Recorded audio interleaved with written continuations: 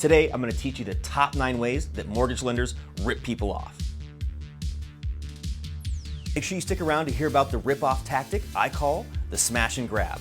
Knowing how to avoid just this one predatory practice can save you thousands. The number one way that lenders try to rip people off is what I call junk fees. They say these are mandatory fees, but these are just fees they tack on because they try to squeak out every little dollar from your wallet. So make sure in the fees estimate you're looking at underwriting fees, processing fees, application fees. All of these fees are just junk fees they add in. As a local broker, we don't charge any of these. So make sure that you're talking with somebody you trust before you sign that loan estimate. Rip-off tactic number 2.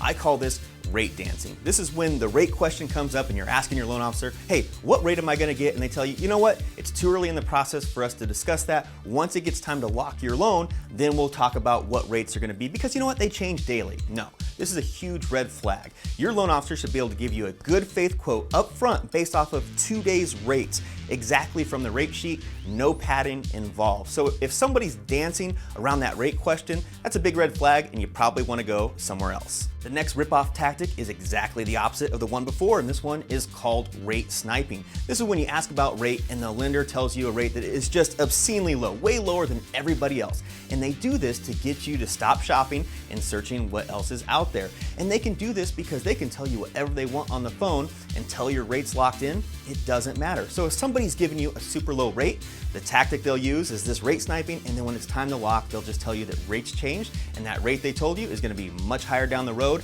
and they're hoping that when it's time to lock, you're so far in the process that you can't go anywhere else. So watch out if you're getting quoted a rate that's much lower than everybody else. You know, if it's too good to be true, it's probably too good to be true. Rip-off tactic number 4, and this is called the application fee.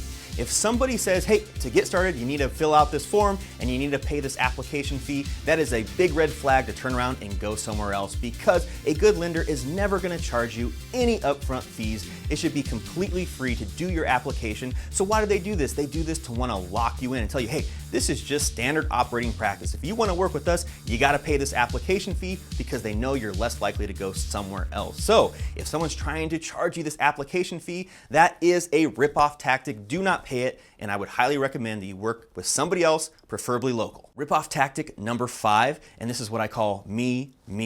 And this is when the loan officer only cares about themselves and their commission. So if they're being super pushy, pushing you to get going into a program, pushing you to use their realtor partner, pushing you to use their title company, that's a big red flag, because they might be getting kickbacks on the side, which is highly illegal. Now, there's nothing wrong with referring somebody that they trust, but as a consumer, you have to do your due diligence and make sure that who they're recommending to you is actually good at what they do. So don't get caught in that trap of somebody bulldozing you, and if they're all about themselves, you might want to go somewhere else. Rip-off tactic number 6, and this is called, this is your only option.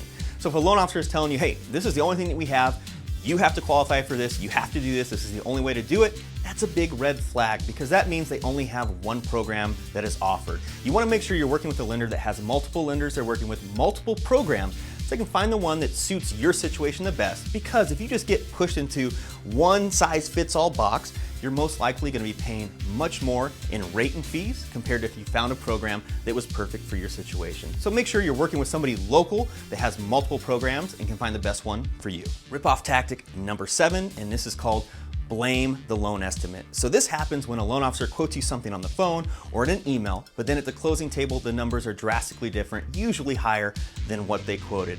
And they just say, hey, it was on the loan estimate. You signed it. It is what it is. I'm sorry.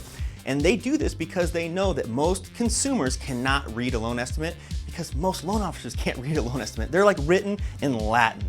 So what I recommend is make sure that you get a fees worksheet that breaks down step by step in layman's terms what all the costs are going to be, so that you don't get to the closing table and get that surprise like, oh, everything's a lot more than what I anticipated. Rip-off tactic number 8, and this is my most hated, and it's called the smash and grab. And this is when the loan officer deliberately has less fees, lower rates, everything's lower on the estimate that they give you that's not the official loan estimate, to make you not go anywhere else. Because as we said before, nobody knows how to read a loan estimate, and they're just hoping you get to the closing table, you sign, you think it's a great deal, but when somebody like me reads that after the fact or even during in the process, I've seen people being charged over $8,000 in junk fees that they didn't even know, and they were happily gonna sign and had no idea they're being overcharged.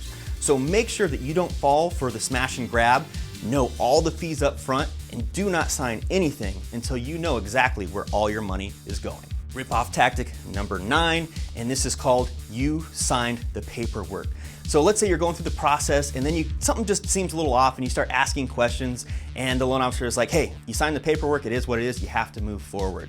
That is absolutely false. You do not have to continue with any loan, any refinance, any purchase unless you sign the final closing documents at title. And if it's a refinance, you have 3-day right of rescission after that.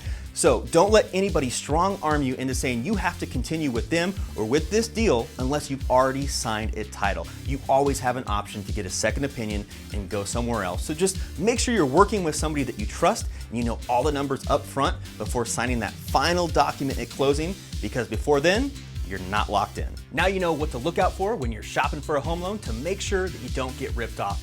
Now I want to make sure that you're getting a great deal. So click the button below, go to our website and request a quote. Once you do that, we're going to be able to find the perfect program and lender for you to get you the best deal. So click that button now and let's make sure that you're getting a great deal on your next home purchase or refinance.